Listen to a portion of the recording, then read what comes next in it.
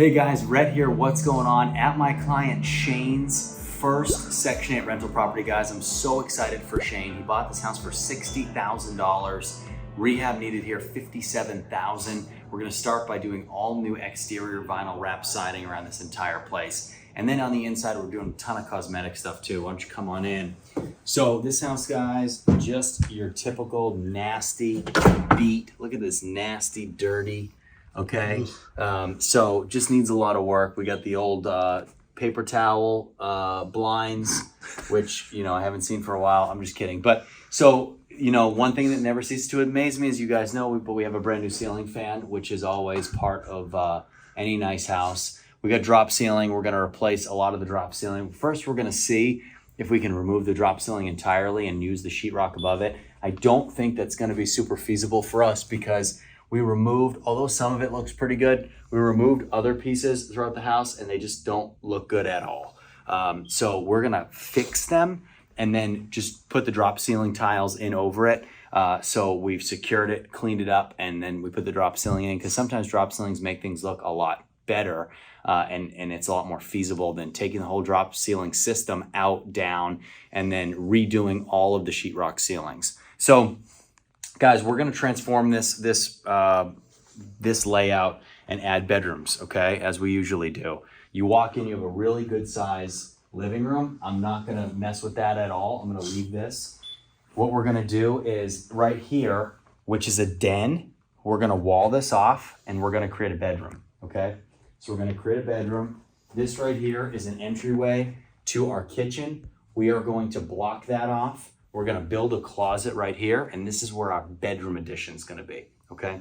So we'll have bedroom number one right here. Now, of course, we're gonna repaint this entire place. We're going to put all brand new LVP throughout this entire place. As you know, the brown carpets with the pink fireplace isn't really flying off the markets right now. So we're gonna paint this to match what the rest of this house is gonna look like.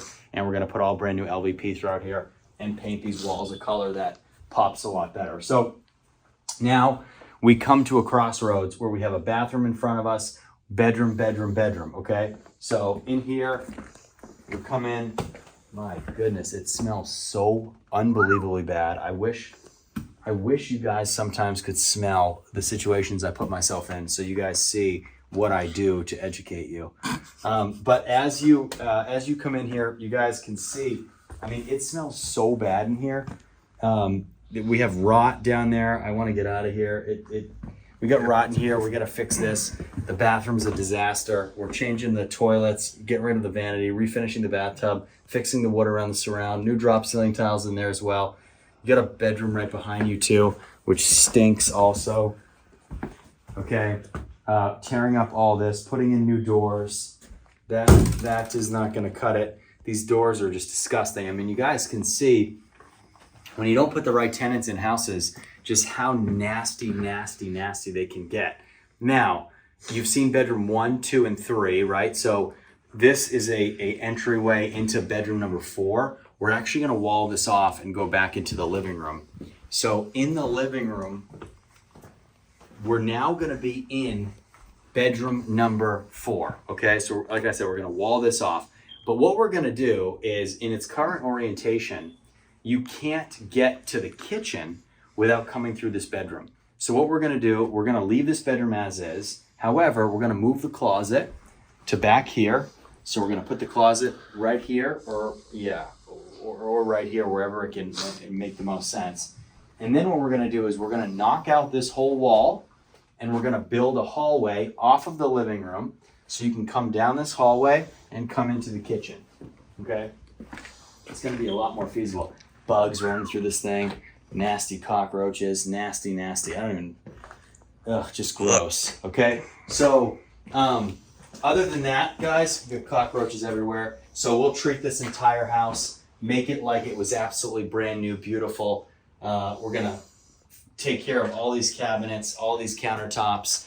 They're just so dirty. This hood vent is just absolutely covered in bugs. Absolutely covered, saturated. All of those little things you see, guys, those are all bugs. All in here, those are all dead bugs. This thing is disgusting. So we're gonna come in here, there's rat and mice feces all over the place. We're gonna make this thing look absolutely gorgeous, totally brand new. But guys, these are the projects where if you don't do them right, you get killed. And that's why you need a team in place. You can't just jump into a project like this when you're out of state, when you don't have people on the ground, when you're not dealing with a fully vertically integrated company that has everything you need. You're talking about real estate, lending, construction, property management, all under one roof. So it's so important when you're getting into a market, when you're choosing somebody to work with, that you choose people that can take you from A to Z without having to sacrifice, hey, yeah, just use this person, they're good. Or here's a list of people and good luck to you. And just kind of pat you on the back and say, good luck. You need a team.